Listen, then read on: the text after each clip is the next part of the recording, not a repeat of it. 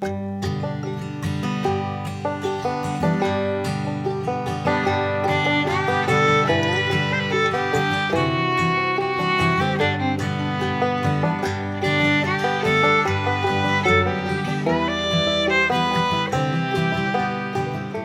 Tollett had just sat down in her favorite chair, under the shade with a wash tub full of purple hull peas, as I walked up to the porch. "Come right in here and sit a spell. I was just wishing I had somebody to talk to. Take that chair right by the door so you can catch the breeze." She beamed over at me and hitched her chair a little to one side in order to give me the full benefit of the wind that was blowing through the screen porch door. The mountain air was full of fragrances from a field of clover that lay in full bloom just across the dirt road. For it was June in East Tennessee, and clover, as well as the mountain laurel, were running sweet wide over Husky Branch. Granny always liked to tell stories while she was shelling beans, and me, I was a sponge that loved to listen. She moved the wash tub between our two chairs, and I picked up a handful of beans to help her out. She smiled and said, "Did I ever tell you the story of Miss Sally Ann?" as her slender, wrinkled fingers split the hull of yet another bean pod. "No, ma'am, I don't believe you have." Granny Tollett sat silent for a few moments. She always made this pause before beginning a story, and to me, as a little boy, there was something impressive about it, as she summoned the storytelling ability that few folks possessed. And within a moment, she began.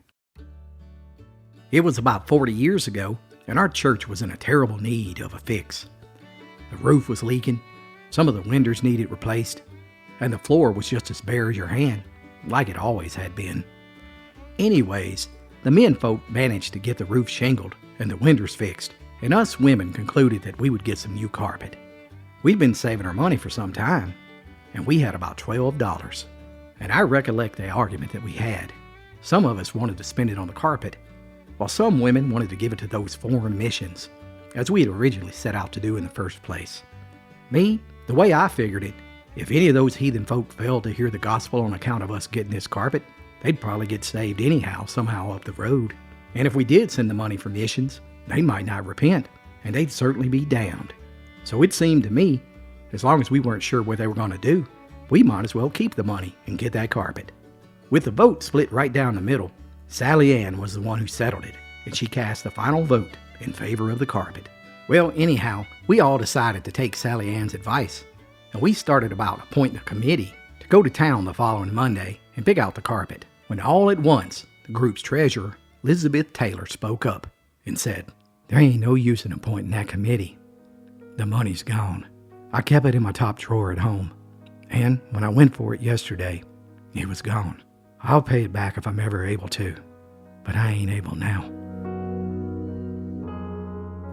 And with that, she got up and she walked out of the room. Before anyone could say a word, we seen her going down the road with her head hanging low. And we just sat there and stared at each other in sort of a dazed way. I could see that everybody was thinking the same thing, but nobody wanted to say a word, till suddenly our preacher's wife, who was just as good a woman as anyone ever lived, she spoke up and she said, "Judge not." And them two words was just like a sermon to us. And then Sally Ann spoke up and said, "For the Lord's sake, don't tell them men folk anything about this. They're always saying that us women ain't fit to handle money, and I, for one, don't want to give them any more ground to stand on than they already got." So we all agreed to say nothing about it, and we all kept our promise, except for that Millie Amos. She had mighty little sense to begin with, and having been married only about 2 months, she'd lost what little sense she had.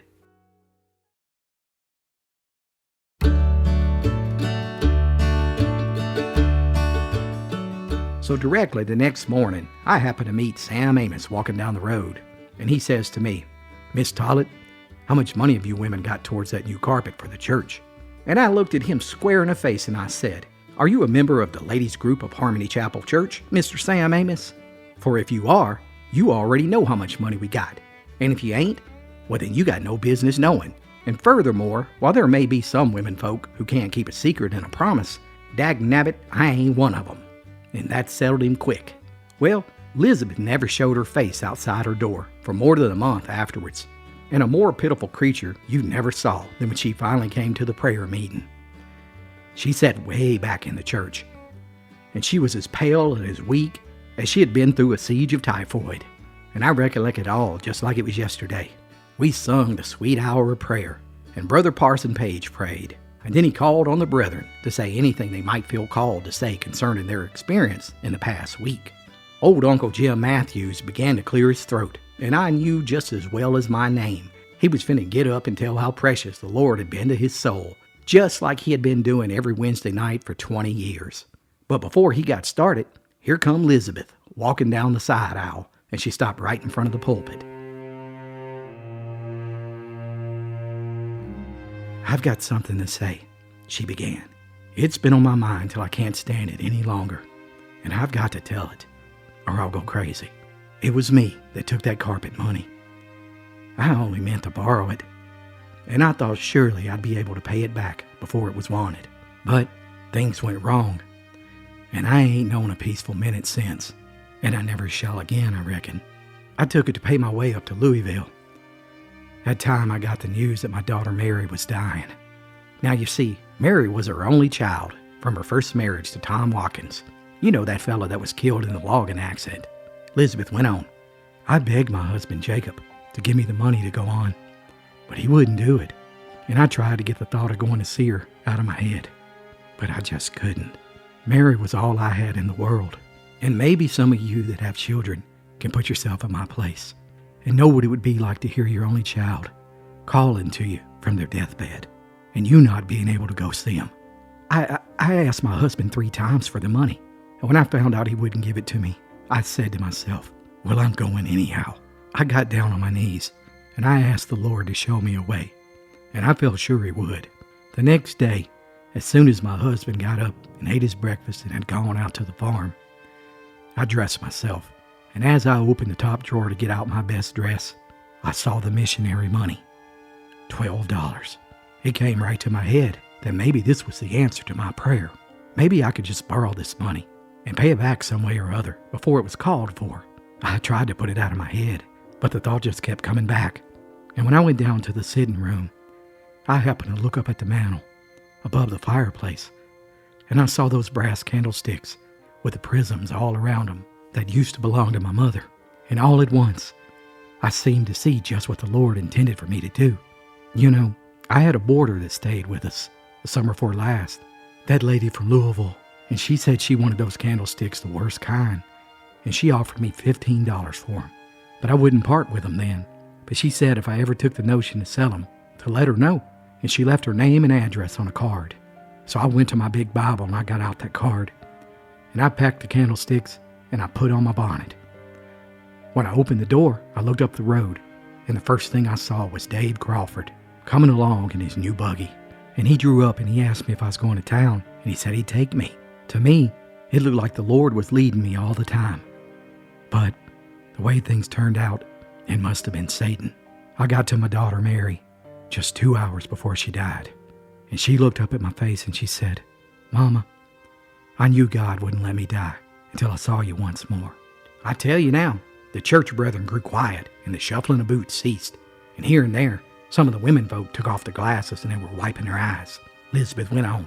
I can't say this without crying to save my life. But the truth is, Elizabeth never shed a tear. To me, she looked like she had gotten past crying, and she talked straight on just as she had made up her mind to say just so much. And she said she'd die if she didn't get to say so. As soon as the funeral was over, I set out to find that lady who wanted the candlesticks, but she wasn't home. Her niece was there, and she told me she had heard her aunt speak of the candlesticks often, and that she'd be home in a few days and would send me the money right on. I came home thinking that everything was going to be all right, and I kept expecting that money every day, but it never did come before yesterday.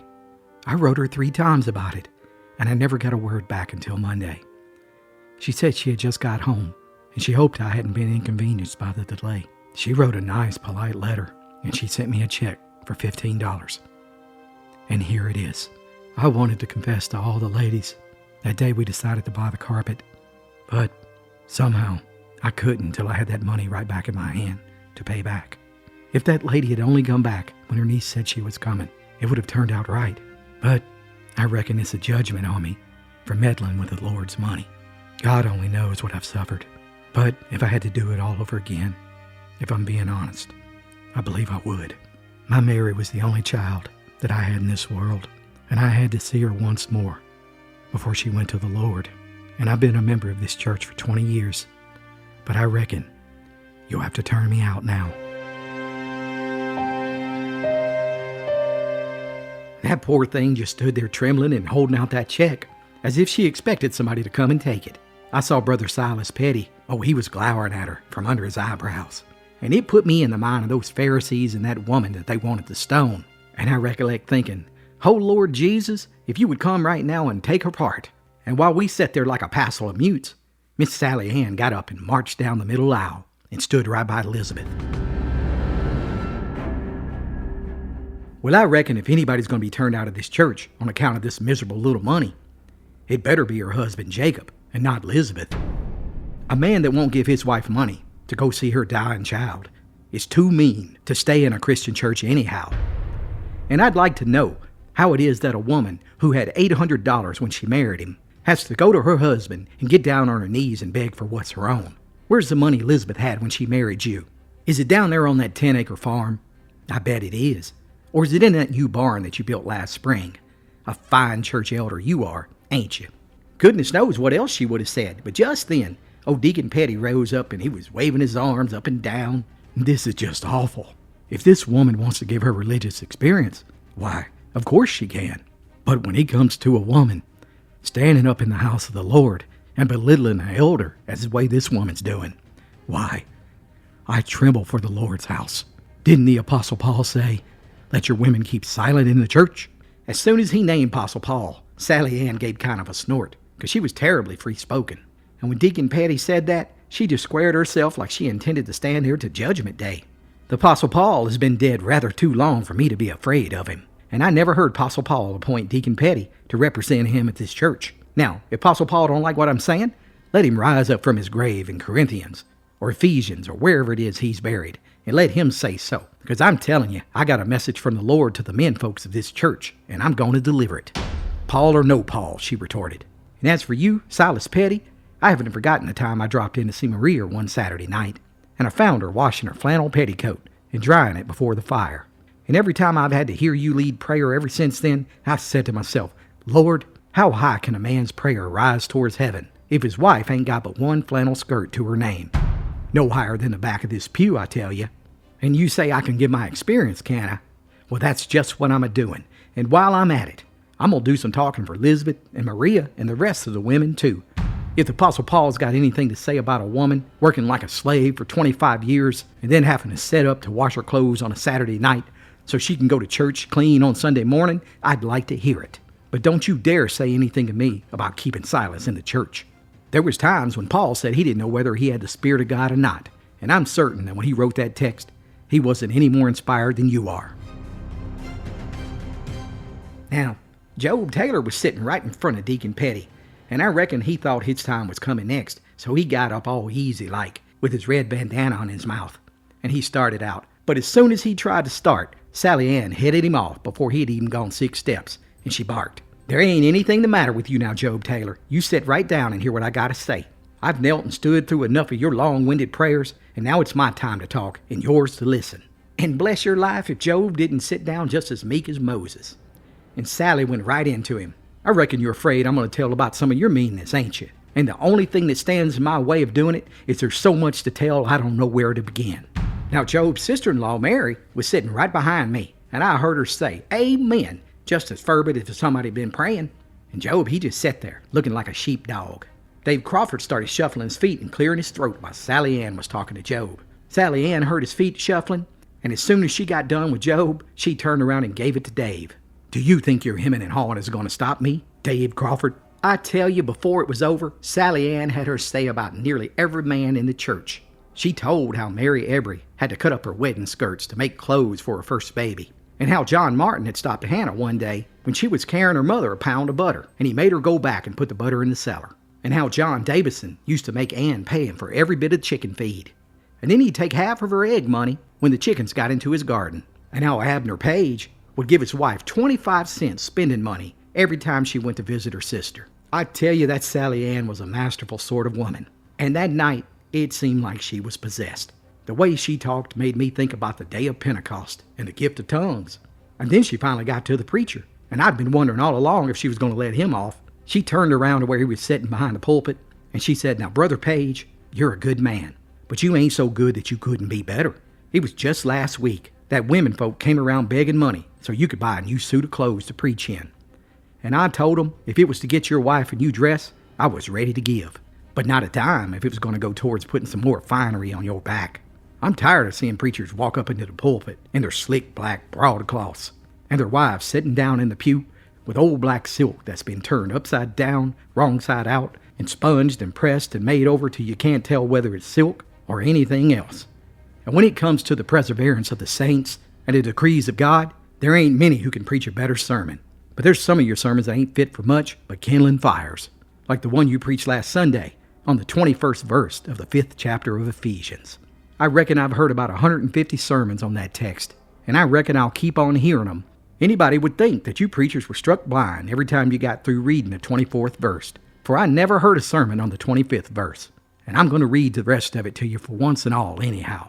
And I'll be danged if Sally didn't walk right up into the pulpit, as if she had been ordained, and read what Paul said about men loving their wives as Christ loved the church, and just as they loved their own bodies.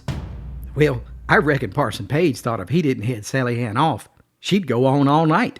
So when she stopped for a breath, he shut the big Bible and he quickly grabbed a hymn book and said, "Brethren, let us sing, blessed be the tie that binds." And with that, he struck up the tune himself. And about the middle of the first verse, the preacher's wife got up and went to where Elizabeth was standing to give her the right hand of fellowship. And then Miss Petty went and did the same. First thing we knew, we was all around shaking hands and hugging and crying over her. It was a regular love fest, and we all went home feeling like we had been through a big revival meeting and got religion all over again. Granny Tollett concluded her story and she smiled at me. In that moment, I realized that all the beans had been shelled. "Grandma, how about you and Papa Coy?" I asked. "Did Miss Sally Ann say anything about you two?" Granny Tollett's eyes snapped back with some fire from her long past youth. "Law, no, child," she said. "Papa Coy was never that kind of man, and I was never that kind of a woman.